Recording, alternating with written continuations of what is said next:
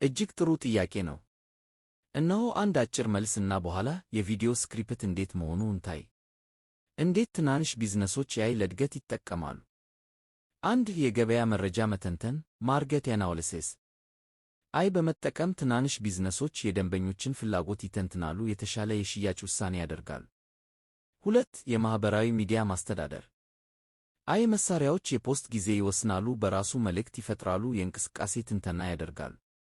3 የደንበኞች አገልግሎት ቻትቦክስ AI ቻትቦት በ24/7 የደንበኞችን ጥያቄ ይመልሳል፣ ይህም የቢዝነሱን ምስል ያሻሽላል።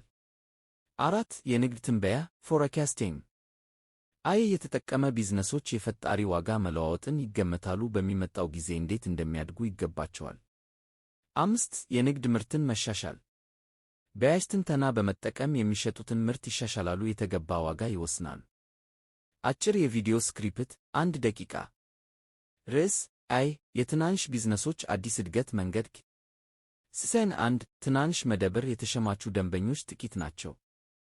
አስተያየት እንዴት ትናንሽ ቢዝነስ ይዘቱን ወደ ተጨማሪ ደንበኞች ያሳያል? በAI መጠቀም ነው መጀመሪያው እርምጃ። ሲሳይን 2 ባለቤቱ በስልክ ውስጥ መረጃ ያዙበታልና ቻትቦት ይመልሳል። አስተያየት AI እንደ ቻትቦት ያለው በራሱ ይመልሳል፣ የሽያጭ መረጃ ይተንትናል፣ የጊዜን ክፍተት ይቆጥባል። ሲሳይን 3 የቢዝነሱ እድገት ይታያል፣ ብዙ ደንበኞች ይመጣሉ። አስተያየት በAI መጠቀም ትናንሽ ቢዝነሶች በትንሽ ጊዜ ትልቅ ትርፍ ይገኛሉ። ሲሳይን 4 መደቡ በሙሉ ደንበኞች በተሞላ ይታያል።